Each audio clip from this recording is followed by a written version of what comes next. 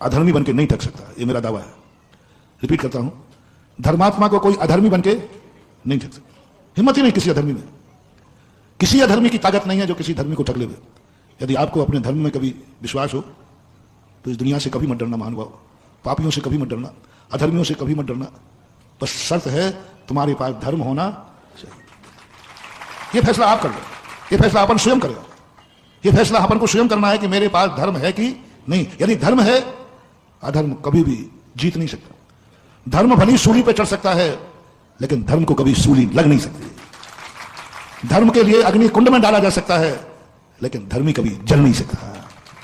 धर्मी के लिए अग्नि कुंड बनाया जा सकता है, अग्नि कुंड में डाला जा सकता है, लेकिन गारंटी है धर्म कभी अग्नि में जल नहीं सकता।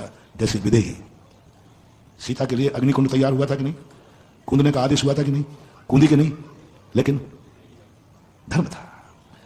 वैष्णव दर्शन में हिरण्याकश्यप ने प्रहलाद के लिए कितने आइटम किए मारने के।